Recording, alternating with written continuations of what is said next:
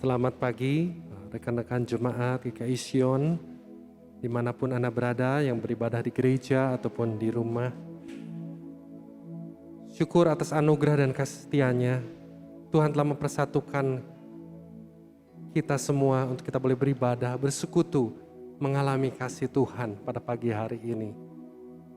Mari sebelum kita beribadah, kita bersaat teduh sejenak di hadapan-Nya.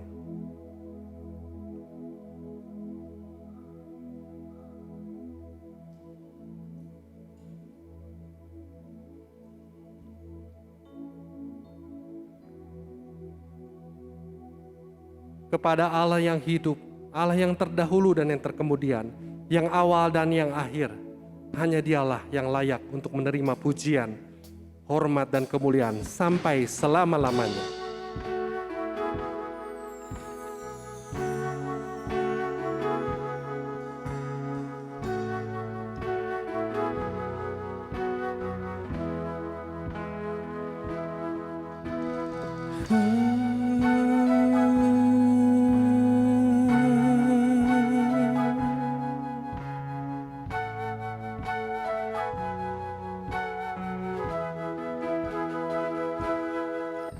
Semua mahkota dunia kan kuletakkan, semua pujian manusia tak kuhiraukan, karena tak ada satu pun yang dapat gantikan. Hanya Kau yang kudus dan hanya Kau terbesar. Kau yang layak, Kau yang layak, Kau yang layak disembah. Kau yang layak, Kau yang layak, Kau yang layak disembah.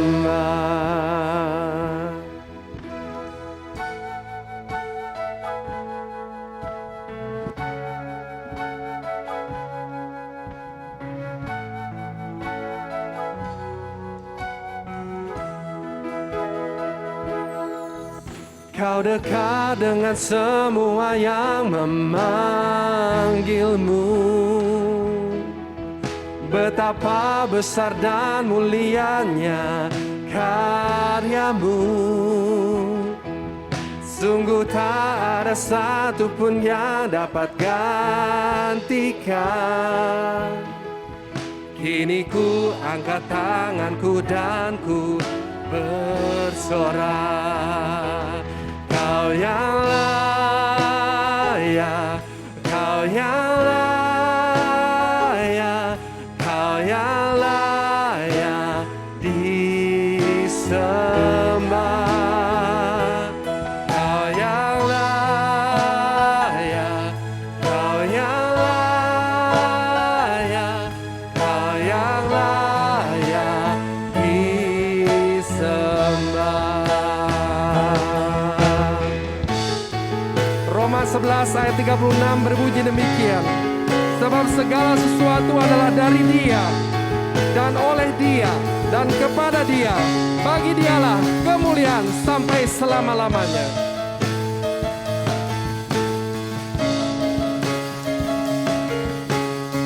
Saya undang saudara untuk bangkit berdiri. Kau yang layak, Kau yang layak, Kau yang layak disembah. Kau yang layak, Kau yang layak, Kau yang layak disembah. Kau yang layak, Kau yang layak, Kau yang layak disembah.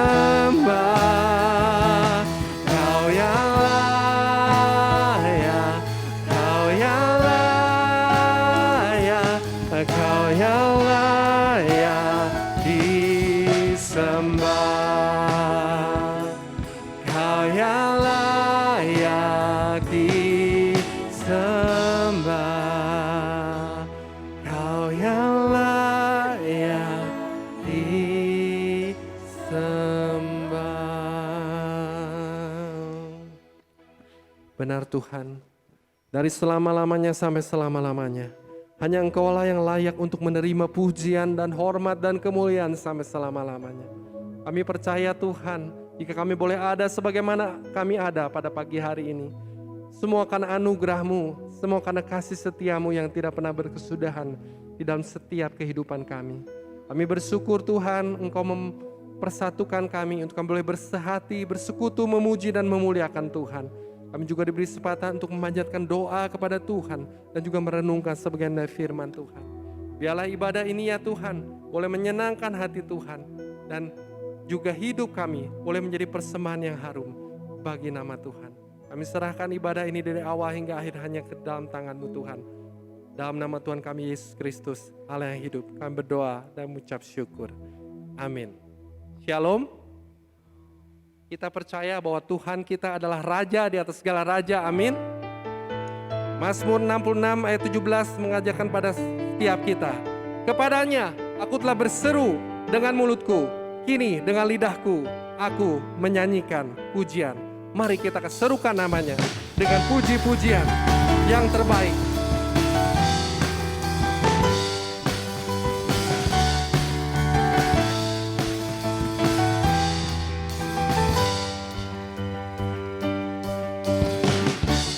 Tuhanku maha besar, Tuhanku maha kuasa, Raja segala raja.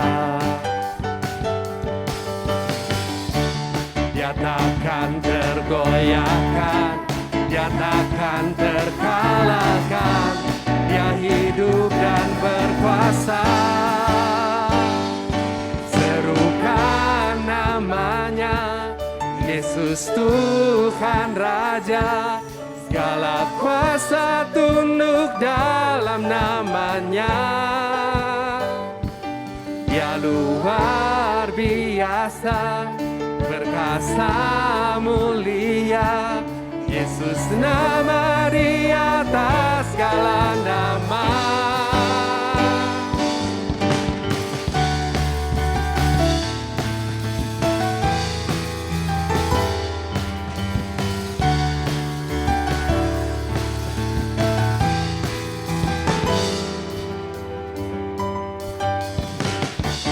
Tuhanku maha besar, Tuhanku maha kuasa, Raja segala raja.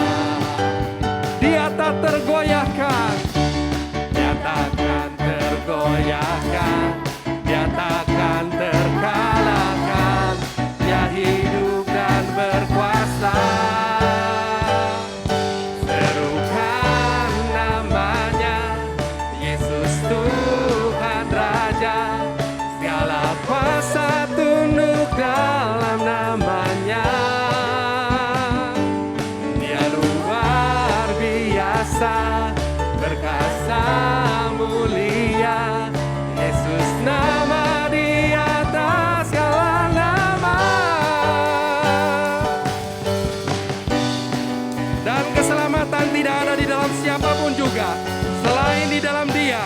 Sebab di bawah kolong langit ini tidak ada nama lain yang diberikan kepada manusia yang olehnya kita dapat diselamatkan. Yesus Tuhan Raja, segala kuasa tunduk dalam namanya. Dia luar biasa, perkasa mulia, Yesus nama di atas segala nama. Serukan namanya, Yesus Tuhan Raja, segala kuasa tunduk dalam namanya. Dia luar biasa, perkasa mulia,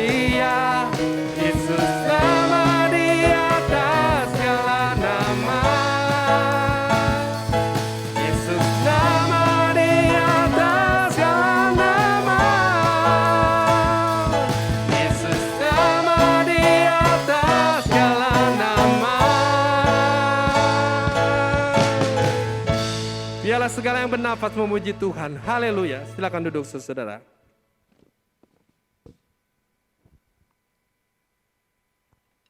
Saudara, dalam kita mengiring Tuhan, seringkali kita menghadapi berbagai masalah dan pergumulan, bahkan terkadang air mata.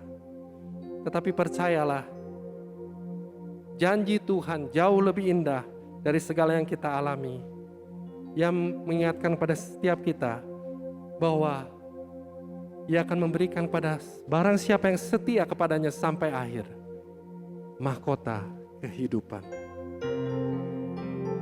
Sehingga akan menyanyikan bait yang pertama, dan selanjutnya kita akan menyanyikan bersama-sama.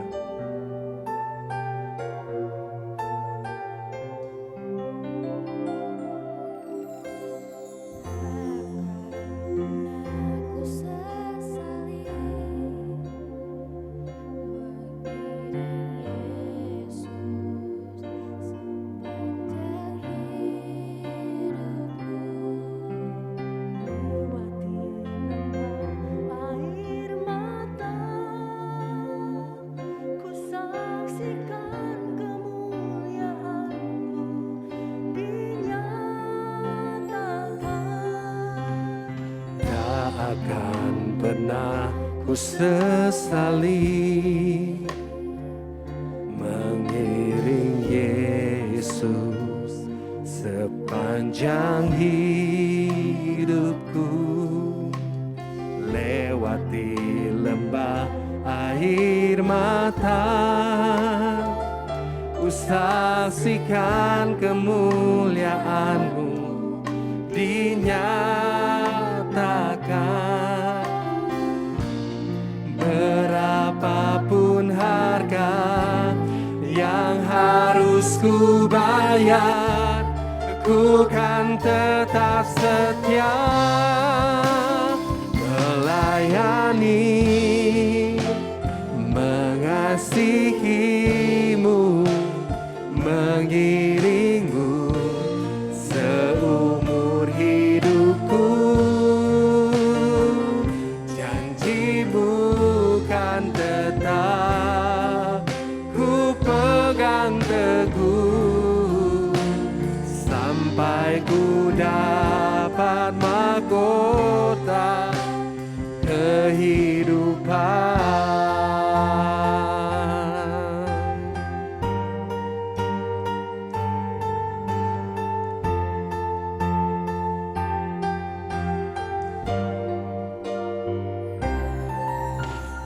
Tak akan pernah ku sesali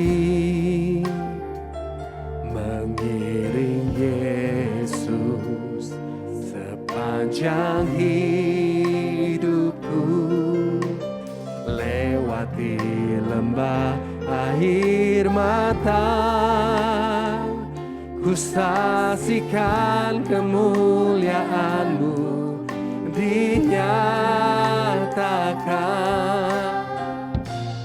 Berapapun harga yang harus ku bayar, ku kan tetap setia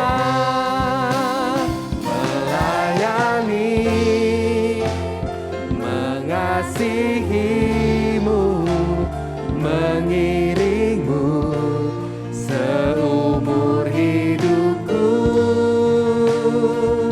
Janji-Mu kan tetap ku pegang teguh sampai ku dapat mahkota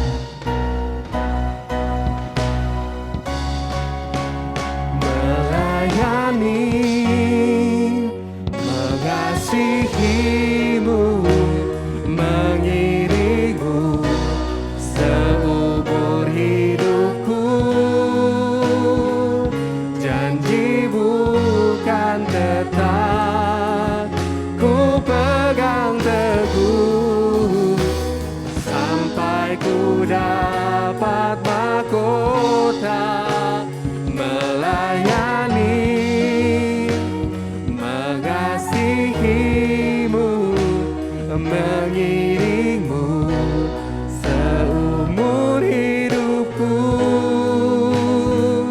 Janjimu kan tetap ku pegang teguh sampai ku dapat mahkota kehidupan. Janjimu kan tetap ku pegang teguh sampai ku dapat mahkota kehidupan.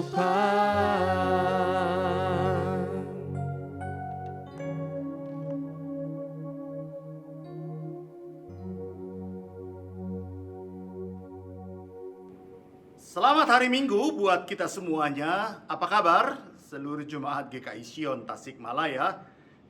Saya bersyukur sekali bisa berjumpa kembali walaupun dengan virtual seperti ini. Semoga kita semuanya tetap sehat, tetap semangat, tetap mencintai Tuhan lewat gereja kita, yaitu GKI Sion Tasikmalaya. Mari kita berdoa terlebih dahulu sebelum kita mendengarkan firman Tuhan.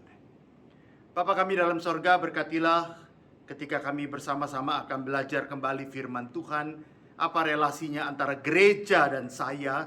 Tuhan kiranya berkati baik hamba-Mu yang menyampaikan maupun hamba-Mu yang mendengarkan.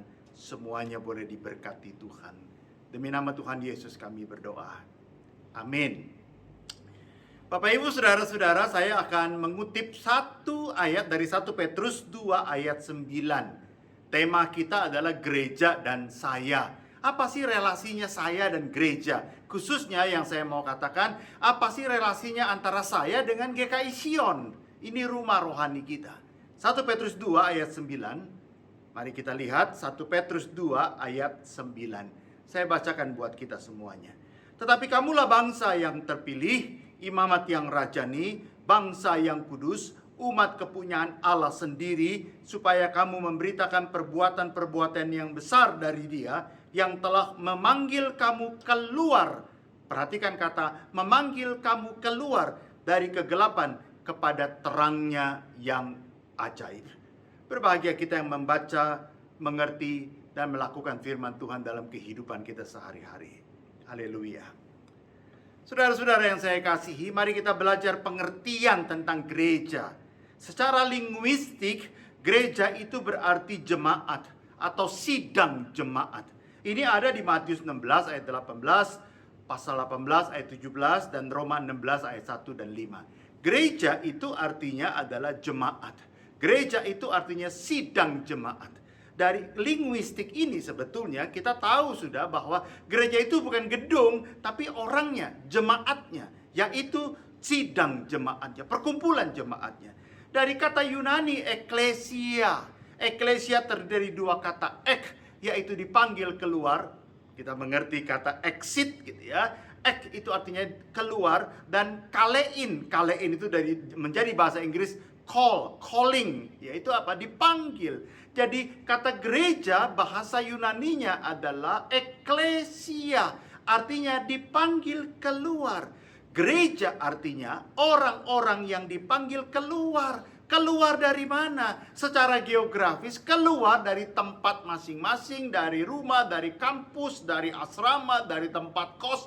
Dari mana keluar? Berkumpul di satu tempat yang namanya GKI Sion Tasikmalaya. Itu berarti sebetulnya kalau dari pengertian eklesia ini, yaitu dipanggil keluar, maka ibadah kita online, ibadah kita di rumah, itu kita belum memenuhi 100% pengertian tentang gereja. Karena kita tidak dipanggil keluar, kita tetap di dalam rumah. Lalu kita berbakti secara online. Oke, kalau itu dalam kondisi darurat, sakit dan sebagainya. Tapi ketika kondisi darurat itu hilang, kondisi darurat itu berlalu, maka kita kembali dipanggil keluar. Dipanggil keluar. Kalau kita memahami misalnya apa itu konteks daripada agama saudara-saudara kita, maka dengan loudspeaker itu artinya dipanggil keluar.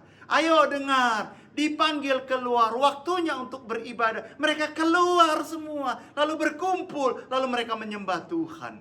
Demikian juga kita hari Minggu dipanggil keluar, itu eklesia. Secara geografis kita dipanggil keluar. Ayo saudara-saudara yang belum pernah onsite sampai sekarang ini, Anda dipanggil terus setiap hari Minggu dengan lonceng gereja barangkali. Ya itulah kita dipanggil keluar. Secara teologis, tadi kita baca, dipanggil keluar dari mana? 1 Petrus 2. Dipanggil keluar dari kegelapan kepada terangnya yang ajaib. Dipanggil keluar dari dosa, lalu kita kembali kepada kebenaran. Dipanggil keluar dari segala kejahatan kita, maka kita kembali kepada kebenaran dan kebaikan kita. Saudara-saudara yang saya kasihi, ketika Yesus berkata begini, aku akan membangun jemaatku, itu memakai kata eklesia. Matius 16 ayat 18. Aku akan membangun jemaatku. Itu artinya eklesia. Yesus bilang aku akan membangun jemaatku, bukan temboknya, bukan kemahnya, tapi adalah orang-orangnya. Maka para murid mengetahui apa yang dimaksud dengan jemaatku. Seolah-olah Tuhan Yesus berkata, lihat, orang-orang Yahudi memiliki jemaat, orang Yunani memiliki jemaat, aku juga akan membangun jemaatku yang terdiri dari segala suku bangsa menjadi umat yang percaya kepadaku. Saudara-saudari yang saya kasih dalam Tuhan Yesus Kristus, gereja di Perjanjian Baru itu adalah satu lembaga yang bebas berdasarkan kesetiaan kepada Kristus. Gereja di Perjanjian Baru adalah gereja satu tubuh, di mana anggota-anggotanya melalui kasih mereka terhadap Kristus dan ketaatan kepada Kristus berkumpul bersama-sama untuk menyembah Tuhan. Mari kita lihat sifat dasar gereja, saudara-saudara. Kata eklesia itu dipakai di Perjanjian Baru sebanyak 115 kali, di mana 92 kali menunjuk kepada gereja local church, dan 23 kali menunjuk kepada gereja universal church.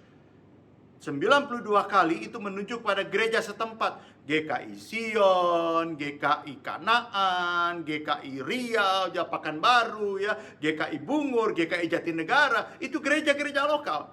Tetapi 23 kali menunjukkan gereja universal, gereja di seluruh dunia, orang-orang yang mengaku percaya kepada Tuhan Yesus Kristus. Ada dua sifat gereja kalau begitu. Yang pertama adalah sifat universal, semua orang yang beriman di dalam Kristus tanpa memandang perbedaan waktu, tempat, suku, dan lain sebagainya.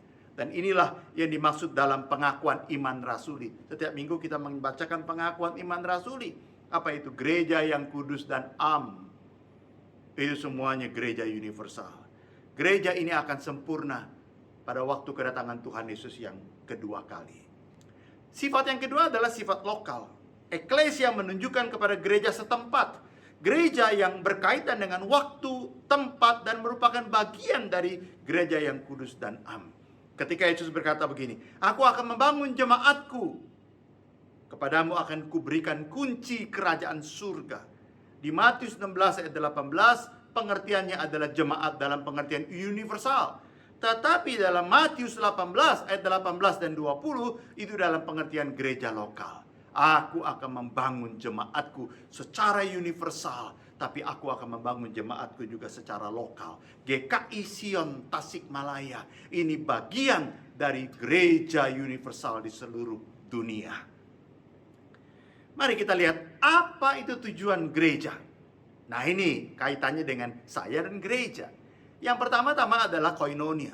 Tujuan gereja yang pertama adalah koinonia. Koinonia berasal dari kata koinos, yaitu artinya teman, sekutu, persekutuan, persahabatan, atau kebersamaan. Nah, koinonia ini diwujudkan dalam menghayati hidup berjemaat bersama-sama, berkumpul bersama-sama, menghadap hadirat Tuhan, bernyanyi, berdoa, bersama-sama sebagai umat Tuhan, menyembah Tuhan, tetapi juga bersahabat dalam iman dan persaudaraan. Ingat salib, ada vertikal, ada horizontal.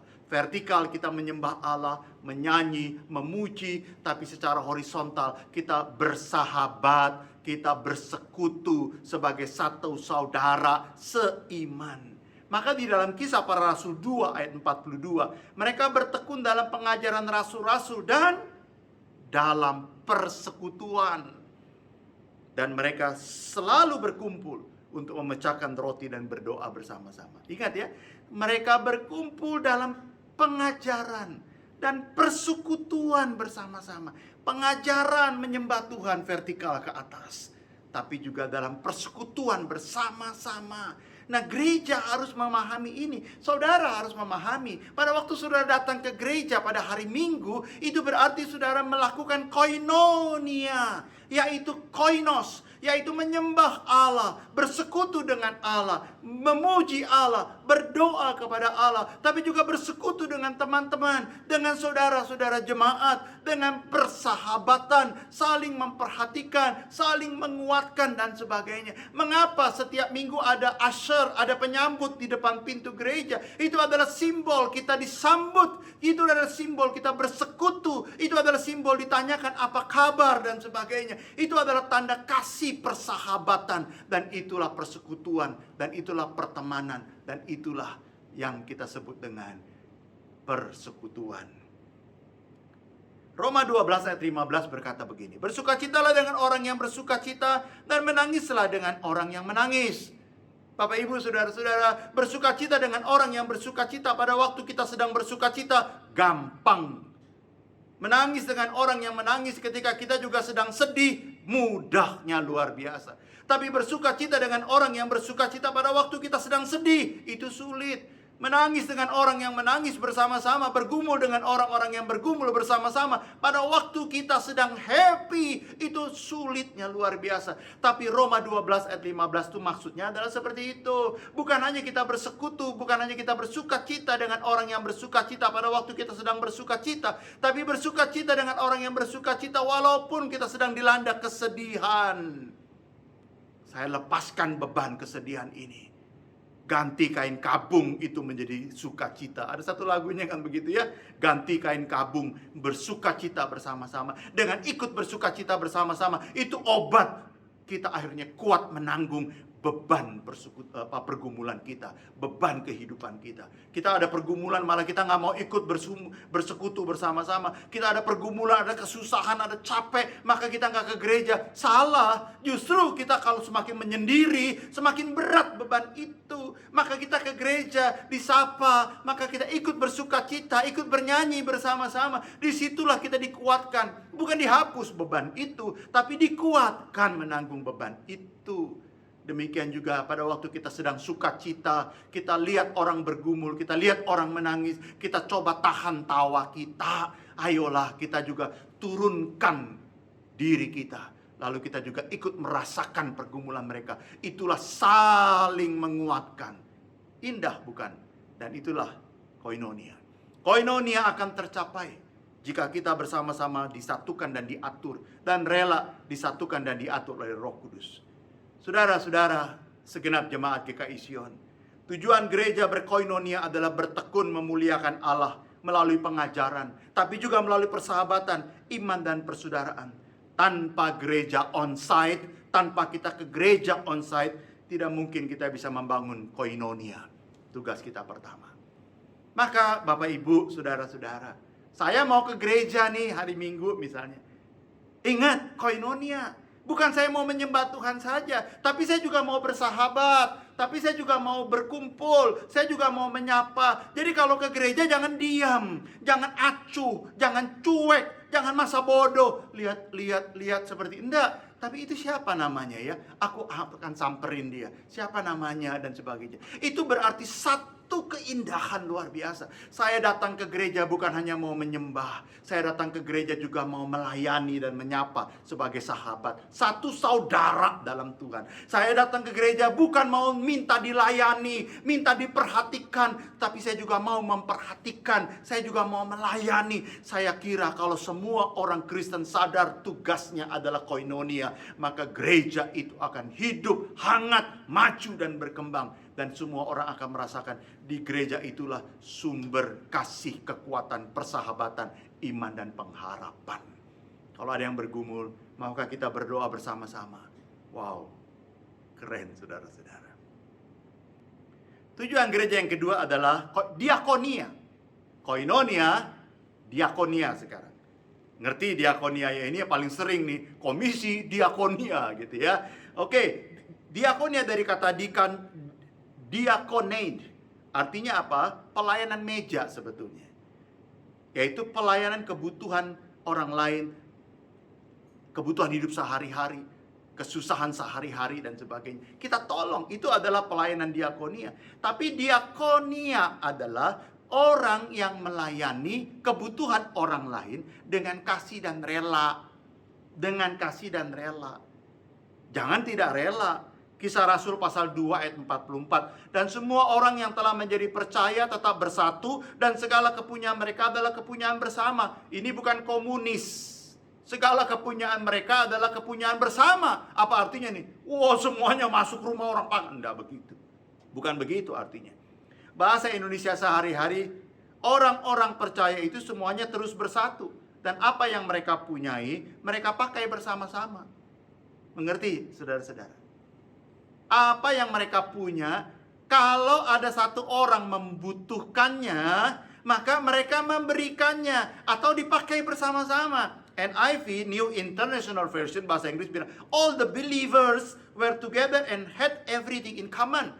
Everything in common. Artinya biasa tuh mereka saling menolong, saling membantu, saling menguatkan dan sebagainya. Kalau aku punya, engkau membutuhkan, maka aku rela dan kasih. Ini, pakai. Ayo, pakai. Tapi kalau aku tidak punya, engkau membutuhkan, maka apa yang aku berikan? Aku tidak punya dan sebagainya. Jadi bukan sistem artinya semua barang dipakai. Dan orang yang memakai juga bukan sembarangan memakai, tapi dia juga bertanggung jawab.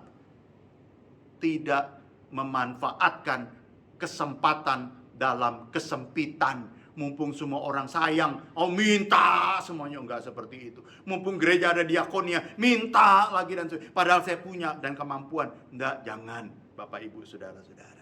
Diakonia itu artinya adalah melayani dalam kasih dan rela. Melayani dalam konsep diakonia, mulai belajar, jangan memakai ego dan kepentingan sendiri saja. Filipi 2 ayat 4 ini diakonia nih, saudara-saudari. Dan janganlah tiap-tiap orang hanya memperhatikan kepentingannya sendiri, tapi kepentingan orang lain juga. Saya datang ke gereja, tolong dong semua perhatiin saya. No, kamu juga harus perhatikan orang lain. Anda juga harus perhatikan orang lain. GKI Sion itu masih ratusan jemaatnya. Kita kenal semuanya, kita tahu semuanya.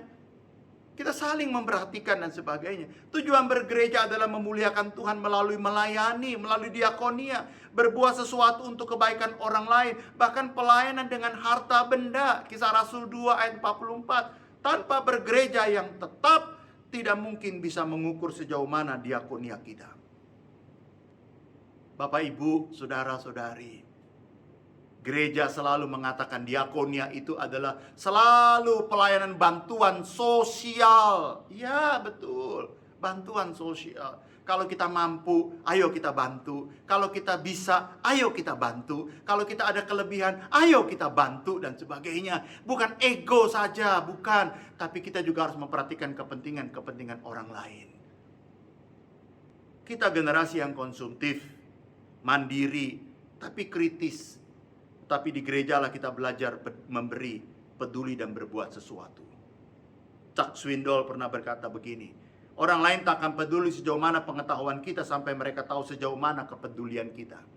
Orang lain gak tahu iman kita sampai mereka melihat kepedulian kita. Itulah wujud konkret iman dan kepedulian kita. Satu gereja anak sekolah minggu diajarkan ketika ada bencana, ayo sumbang. Ya, ayo sumbang berapapun uang jajanmu, ayo sumbang. Anak-anak kecil dilatih sense of socialnya mereka, kepeduliannya mereka. Kadang-kadang kalau ada satu kelas temannya menangis, ayo kita semuanya mengitarinya, mengelilinginya. Ayo semuanya pegang, diam ya. Waduh, saya tersentuh sekali ada sekolah minggu seperti itu. Ya, bukannya nangis dia marahin. Oh, kamu nangis ganggu enggak? Lalu semuanya pada berdiri. Ayo diam ya, ayo diam ya, ayo diam ya, ayo diam. Kita doain ya kakak atau lause, kita doain ya dan sebagainya. Saya kira itu adalah melatih. Ya, ke gereja itu bukan melulu dilayani, tapi lebih banyak melayani, lebih banyak memperhatikan dan sebagainya. Itulah diakonia. Diakonia itu adalah tugas kita semuanya bersama-sama. 3 falsafah untuk memberi yang terbaik. Yang pertama-tama begini pertanyaannya, saudara-saudara. Orang akan mampu mencapai kesuksesan manakala dia mampu menjawab 3 pertanyaan. Yang pertama, kapan waktu terbaik bagi Anda? Pagi, siang, malam? Kapan waktu terbaik bagi kita? Waktu yang terbaik adalah sekarang. Jangan tunda, tarsok, ntar besok, nanti. Enggak, sekarang. Kapan waktu bertobat yang terbaik? Sekarang. Kapan waktu belajar yang terbaik? Sekarang. Kapan waktu yang terbaik untuk berbuat kasih? Sekarang. Kapan waktu yang terbaik untuk beribadah? Sekarang. Kapan yang terbaik untuk bayar utang? Sekarang. Ayo, yang belum bayar utang besok, ntar. Sekarang waktu yang terbaik untuk belajar. Kapan waktu yang terbaik untuk berbuat sesuatu? Sekarang. Kalau orang punya falsafah ini, maka dia cenderung akan berhasil dalam hidup dia. Nggak suka tunda-tunda tuh. Nanti aja lah, besok lah, nantilah masih ada hari esok. Besoknya sudah dipanggil Tuhan. Kita nggak keburu lagi. Yang kedua, siapa orang paling penting bagi kita? Orang paling penting bagi kita siapa? Ayo, yang duduk, jemaat, coba pikir, siapa orang paling penting? Suami, saya, istri saya, keluarga saya, ya, mertua saya, papa mama saya. Iya, setuju. Itu semuanya orang penting buat kita. Tapi orang yang paling penting bagi kita adalah orang yang sedang bersama-sama dengan kita. Lihat kanan kiri Anda. Siapa yang duduk di sebelah kanan Anda? Siapa yang duduk di sebelah kiri Anda? Siapa yang duduk di belakang Anda? Coba lihat, ya. Siapa yang duduk di depan Anda? Coba lihat. Itu orang-orang yang paling penting. Dan orang-orang yang paling penting itulah yang kita layani sekarang ini. Kadang-kadang kita lihat, siapa ini orangnya? Nggak punya apa-apa dia dan sebagainya. Saya nggak anggap dan sebagainya. Tapi kalau orang itu, wow, maaf ya, kaya, top, ya, artis, waduh, semua orang akan dekati dia dan sebagainya. Saya selalu punya prinsip, siapa yang datang ke gereja, itu orang penting. Dia mau naik angkot, dia mau naik ojek, dia mau naik becak sekalipun, di depan kita sudah tunggu. Kita bantu dia turun dari becak itu. Di Jakarta dia naik bajai, kita bukakan pintu bajai itu dan kita salami. Orang datang naik mobil BMW, kita juga bukakan pintunya. Sama, orang naik BMW, orang naik becak, orang naik bajai, orang naik ojek, orang naik Grab, semuanya penting dan kita sambut dia. Ayo kita mulai diakonia ini. Yang ketiga, pekerjaan apa yang paling baik bagi Anda? Melayani itu pekerjaan. Anda jadi direktur apapun, Anda jadi arsitek, jadi dokter, ya, jadi lawyer, jadi advokat, jadi pengacara dan sebagainya. Anda jadi pedagang di rumah, ya, toko dan sebagainya. Pekerjaan yang paling baik apapun itu didasari dengan melayani. Bukan bos, melayani. Orang datang ke toko, ini bos saya. Orang datang ke kantor Anda, ini bos saya. Layani. Itulah makanya suksesnya Jatmiko Wardoyo di dalam Global Teleshop, tokonya dia. Sukses. Karena 3 falsafah ini selalu diberikan. Dan ini falsafah Kristiani. GKI Sion, saatnya sekarang yang paling penting. GKI Sion, siapa orang paling penting? Sama-sama jemaat semuanya orang paling penting. Siapa yang paling penting? Jemaat semuanya. Dan pekerjaan apa? Melayani. Menyanyi, berkhotbah, apapun. Dasarnya adalah melayani. Tujuan gereja yang ketiga adalah marturia. Dari kata martiria, bersaksi, memiliki kesaksian atau kepujian. Ini keren ya artinya. Tugas saudara dan saya adalah diakonia. Oke. Koinonia itu yang pertama. Yang kedua diakonia. Yang ketiga marturia. Ini tritugas gereja. Tritugas kita orang Kristen. Nah, yang paling indah tuh marturia itu artinya adalah bersaksi. Tapi juga memiliki kesaksian. Kalau bersaksi lewat mulut. Kalau memiliki kesaksian lewat hidup. Dan akhirnya ada kepujian. Wow, dipuji orang Bapak Ibu Saudara-saudara. Kata marturia dekat dengan kata martir. Apa itu? Syahid, ya, atau evangelisasi. penginjilan melalui kehidupan yang terpuji. Wow, saya terkagum dengan istilah ini. Penginjilan dengan kehidupan yang terpuji. 2 Korintus 3 ayat 1b. Kamu adalah surat pujian kami yang tertulis dalam hati kami dan yang dikenal dan dapat dibaca oleh semua orang. Mandingan Matius 28:19 ayat 20. Pergilah, beritakanlah Injil. Beritakan Injil bukan hanya lewat kata-kata yang indah, tapi kehidupan yang terpuji. Ada banyak orang melayani di gereja, ada banyak orang aktif di gereja, tapi tidak terpuji kehidupannya. Nggak dipuji kehidupannya. Hanya terampil saja memimpin pujian, terampil saja berkhotbah dan sebagainya, tapi tidak memiliki kepujian. Maka marturia, tugas kita itu adalah memiliki kesaksian dan kepujian kehidupan yang terpuji. Kata marturia juga berarti martus, saksi. Dunia kuno, dunia Yunani kuno, marturia itu, kata martus itu dipakai dalam dunia hukum, yaitu orang yang menyampaikan laporan tentang apa yang dilihat, didengar, dialami secara benar dan tepat. Benar dan tepat. D.L. Moody berkata begini, gereja adalah misi. Tanpa misi berarti bukan gereja. Tuhan memanggil dan mengasingkan gereja dari keduniawian dan kemudian mengutus kembali ke dunia untuk satu misi. Ingat, misi marturia. Tuhan datang ke dalam dunia, tapi dunia kita bawa balik kepada Tuhan. Itulah keindahannya. Mari kita bersama-sama martus. Kita punya kesaksian hidup ini. Kita punya kesaksian membawa Tuhan kepada keluarga, kepada bisnis, kepada kantor, kepada toko, kepada kampus kita, tapi juga membawa kampus, toko, bisnis kepada Tuhan, keluarga yang dikasihi. Tritugas panggilan gereja. Ini tritugas panggilan saya. Hafalkan. Yang pertama-tama, gereja adalah saya. Dan saya datang ke gereja. Datang, ekaleo, dipanggil keluar. Ayo keluar dari rumah. Datang menyembah Tuhan dan bersahabat dengan teman-teman dan jemaat yang lain. Yang kedua, gereja bersifat universal dan lokal. Saya ke luar negeri, saya kebaktian di gereja itu, dan ini gereja yang bersifat universal. Tapi gereja lokal, setiap saat ini gereja GKI Sion, dan saya bangun gereja ini. Dan yang ketiga, tritugas saya, gitu ya. Ada tritugas gereja, koinonia, diakonia, marturia. Tapi marturia itu adalah koinonia, diakonia, dan marturia. 3 tugas panggilan kita. Tugas saya, koinonia, diakonia, marturia. Mari kita berdoa. Bapa kami dalam sorga, terima kasih. Sebagai gereja, gereja bukan gedung, tapi gereja adalah saya. Ketika saya datang ke gereja, saya dipanggil keluar dari rumah, saya berbakti, saya menyembah, saya menyanyi, saya berdoa, saya berdiri membacakan pengakuan iman rasuli dan sebagainya. Di situ saya menyembah Tuhan, bersekutu dengan Tuhan, belajar bersama-sama dalam firman Tuhan. Tapi di samping itu, saya juga bersahabat, saya juga bersekutu, saya juga tidak cuek, tidak acuh, tidak masa bodoh dengan orang-orang sebagai duduk bersama-sama dalam satu gedung di dalam GKI Sion.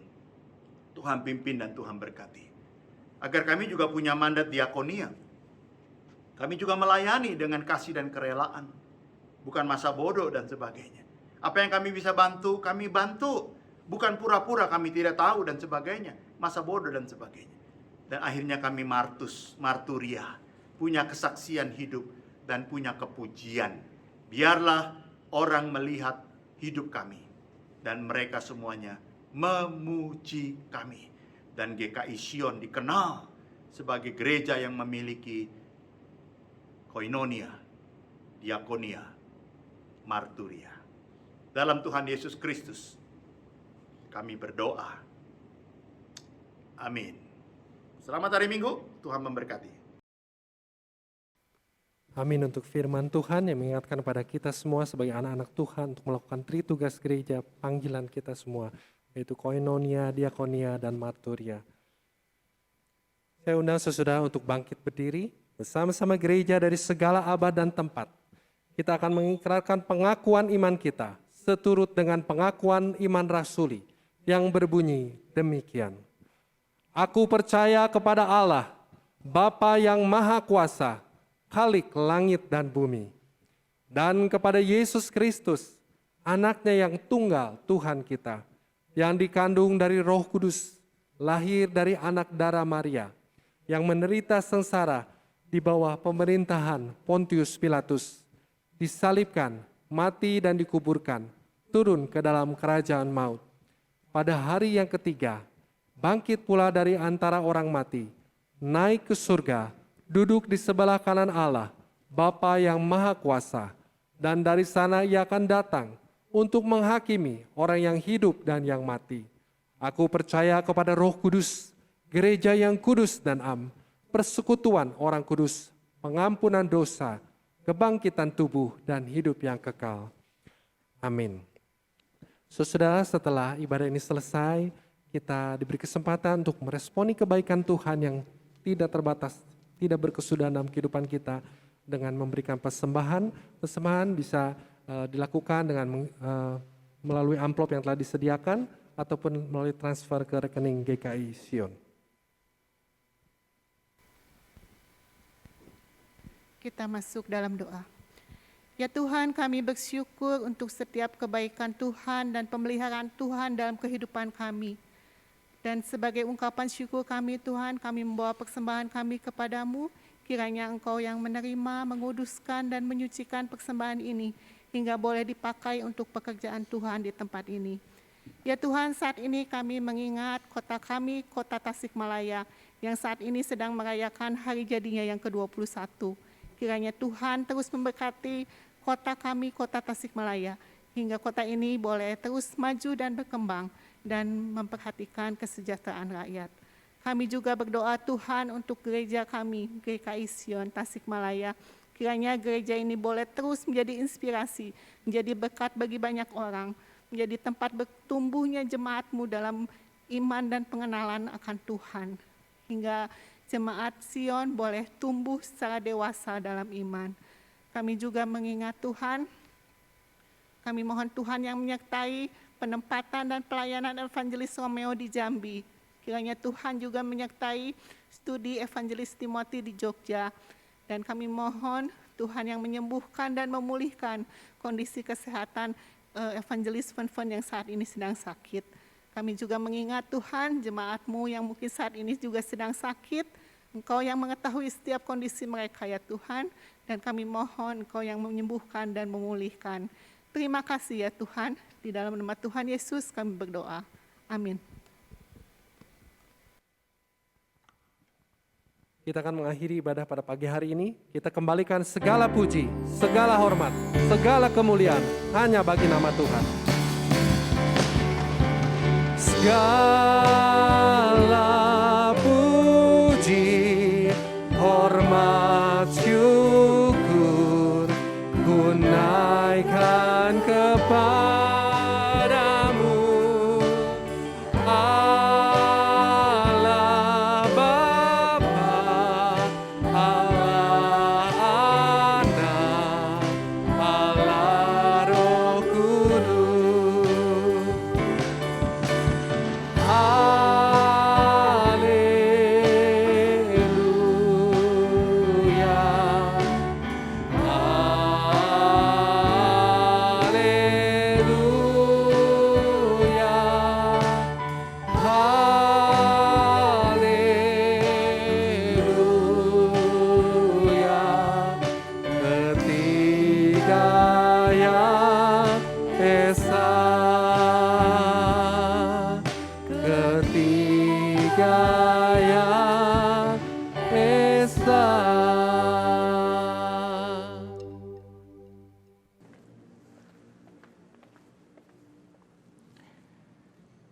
Jemaat GKI Sion yang dikasihi Tuhan, kiranya ibadah kita pagi ini menginspirasi hidup kita dan hidup kita menjadi inspirasi bagi dunia. Arahkanlah hatimu kepada Tuhan dan terimalah berkat-Nya. Tuhan memberkati engkau dan melindungi engkau. Tuhan menyinari engkau dengan wajah-Nya dan memberi engkau kasih karunia. Tuhan menghadapkan wajah-Nya kepadamu dan memberi engkau damai sejahtera. Amin.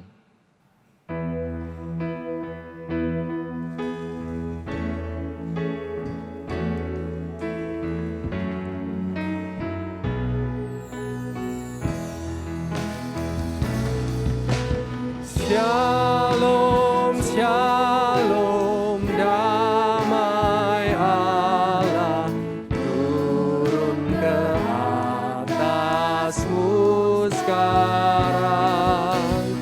Shalom, shalom, damai Allah sekarang dan selamanya. Seperti sungai yang mengalir, lemut gemerci.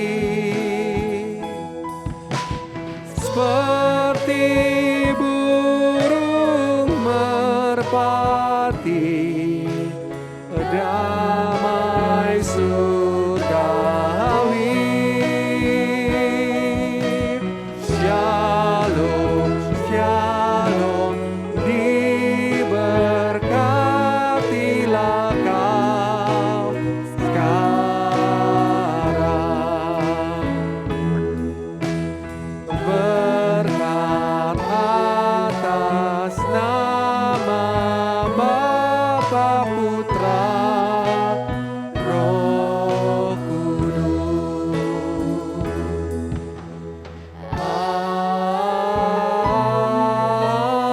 Amin. Amin.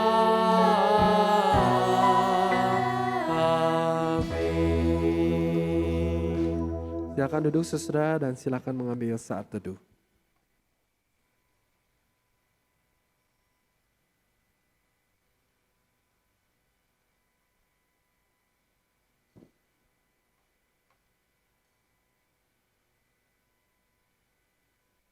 Warta Jemaat. Warta Jemaat. Ibadah umum hari Minggu dilaksanakan pukul 7.00 dan pukul 9.00. Jemaat dapat beribadah di gedung gereja atau mengikuti ibadah secara live streaming di YouTube channel GKI Sion. Ibadah sekolah minggu dilaksanakan pukul 9 di ruang kelas sekolah minggu. Anak-anak diundang hadir beribadah di gereja. Persekutuan di rumah jemaat pada hari Rabu, tanggal 19 Oktober 2022 pukul 19 ditiadakan. Akan dilangsungkan peneguhan dan pemberkatan nikah atas Saudara Anderson Setio Prakarsa, anggota Jemaat GKI Sion Tasikmalaya, dan Shirley Sukangto, anggota Jemaat GII Hok Im Tong Bandung, pada hari Sabtu 5 November 2022 pukul 11.30 di GKI Anugerah Bandung. Kiranya jemaat mendukung di dalam doa. Persembahan bulanan untuk Oktober bisa ditransfer ke rekening gereja atau QRIS atau dapat dimasukkan ke amplop persembahan bulanan yang telah tersedia. Amplopnya seperti ini. Jemaat dapat mengambilnya dengan sukacita dan dimasukkan ke kotak persembahan. Sekian Warta Jemaat, selamat hari Minggu, tetap jaga kesehatan, tetap patuhi protokol kesehatan. Tuhan Yesus memberkati.